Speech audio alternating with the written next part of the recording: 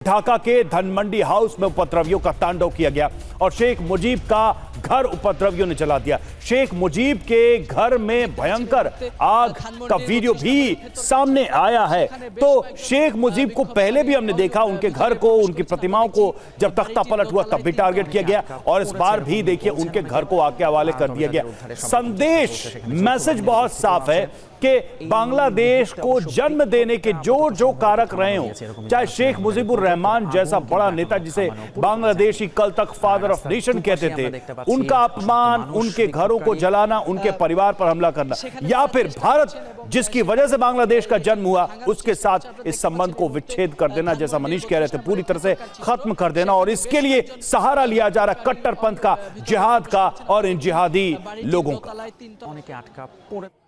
तो जैसा हमने बताया कि शेख मुजीब के घर को आग के हवाले कर दिया गया और हिंसा के बाद ढाका में सेना की तैनाती कर दी गई। हिंसाग्रस्त इलाकों में पहुंचे सेना के जवान, सेना के उपद्रवियों पर काबू पाने की कोशिश। हिंसा के बाद सेना के ये जवान यहां पर पहुंचे हैं। सवाल यही है कि हिंसा जब हो रही थी तब सेना कहां थी? वो सरकार, वो सेना जो लगातार इस हिंसा को लेकर अपडेट देती रही जनता को, जिस छात्र नेता के बारे में एक एक बात कहती रही, क्या उसको कहीं से अनुमान नहीं था, या फिर चुपचाप मूक दर्शक बने रहना ही एक पॉलिसी बन गई है बांग्लादेश में कि हिंसा होती रही, कट्टरपंथ हावी होता रहा और यहां सेना या सरकार मूक दर्शक बनी रही। उस्मान हादी की मौत के बाद हिंसा भड़की है।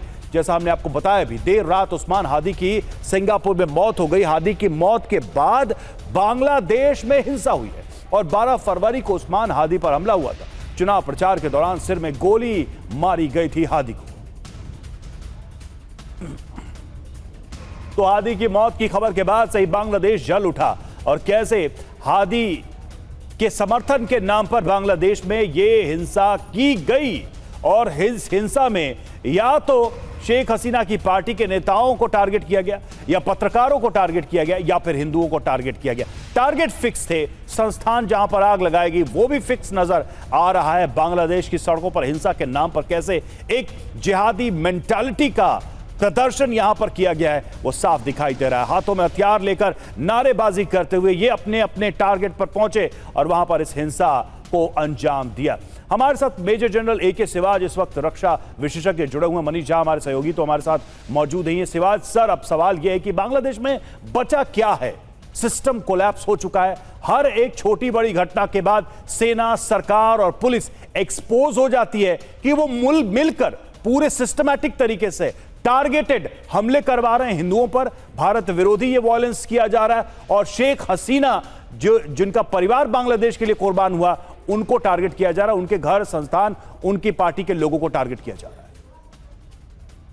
तो रवि, आपने बिल्कुल ठीक बोला। जो भी इन्वॉल्व थे बांग्लादेश के फॉर्मेशन के लिए, बांग्लादेश को आज़ादी के लिए, उन सभी चीज़ों के अगेंस्ट एक्शन हो रहा है। और बांग्लादेश के अंदर आज रेडिकलाइजेशन बहुत फैल चुका है।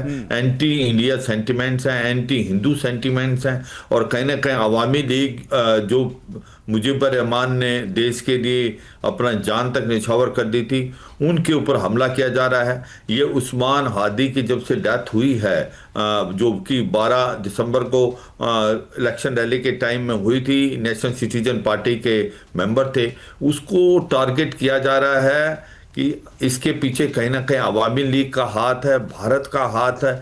ये अवामी लीग के जो लोग थे जिन्होंने इसको अंजाम दिया, वो जाके भारत में चले गए। इस समय इस टाइप का नैरेटिव सेट किया जा रहा है, जबकि इससे कोई लेना देना भारत से नहीं है। तो ये एक प्रकार है कि आज बांग्लादेश की सिचुएशन बहुत ही नाजुक है, फ्लूइड सिचुएशन है।